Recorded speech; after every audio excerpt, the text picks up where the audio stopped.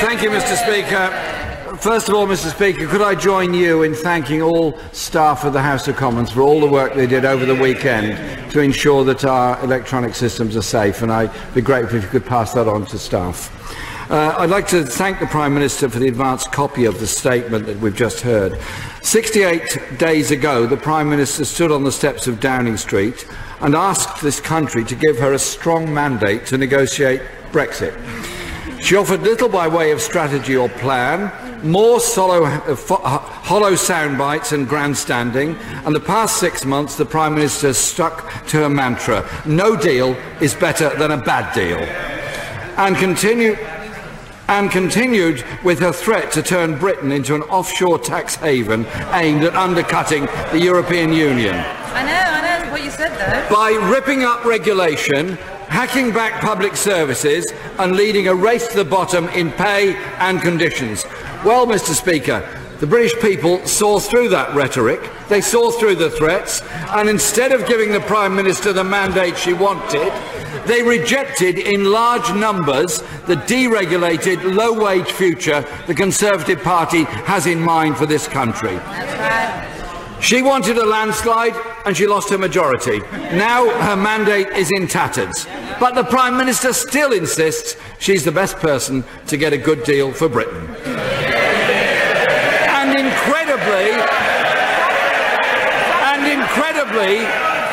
incredibly believes she is the best person to strike a deal with the very people she spent the last 6 months threatening and hectoring. Yeah. The truth is this country needs a new approach to Brexit that a Tory government simply cannot deliver. They're taking Britain down a reckless path, prepared to put jobs and living standards at risk just to maintain support within her own party and keep her government in office. The cracks are already beginning to appear. While some in her party want to move towards Labour's approach to Brexit, at least in terms of protecting jobs, trade and the economy, the hard right voices in her cabinet and on her backbenches are still determined to force Britain over a cliff edge. Yeah. The Prime Minister needs to ignore them. She needs now to listen. So I ask her, has she promised to restore supremacy to this Parliament? Will she now be more transparent and involve it properly in the Brexit negotiation process? And will she now finally rule out the possibility of no deal being a viable option for this country? Choice is hers. Mr. Speaker, the Prime Minister went to Brussels last week to make what she described as a generous offer to EU nationals in this country. The truth is, it's too little, too late. That could have been done and should have been done a year ago when Labour put that very proposal to the House of Commons. But by making an offer only after negotiations have begun, the Prime Minister has dragged the issue of citizens and families deep into the complex and delicate negotiations of our future trade relations with the European Union, which she herself has been willing to say may result in failure. This isn't a generous offer. This is confirmation the government is prepared to use people as bargaining chips.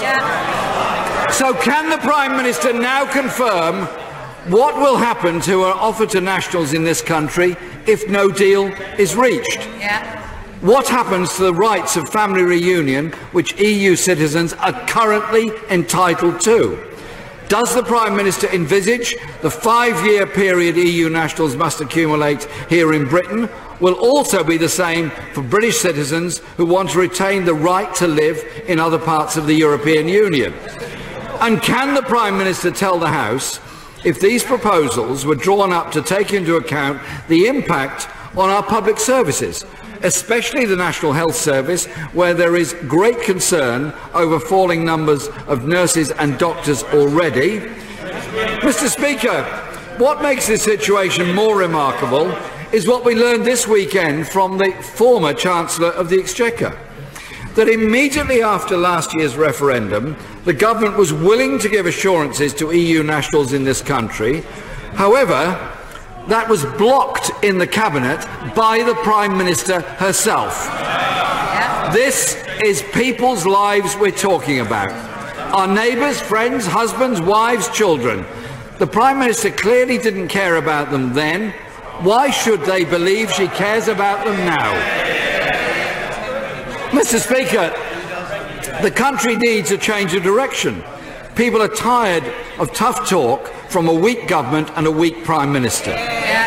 The government needs to listen, put the national interest first and deliver a Brexit for the many, not the few, one that puts jobs, the economy and living standards first, by building a new partnership with the European Union on the basis of common interests and common values, one that protects living standards and promotes human rights through new trade deals throughout the world. That is what Labour would do.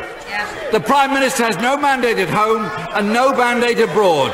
Isn't it the case, Mr. Speaker, that it would only be a Labour government that works for the whole country that could deliver a Brexit that works for all and protects those jobs and living standards that are at risk while this government remains in office?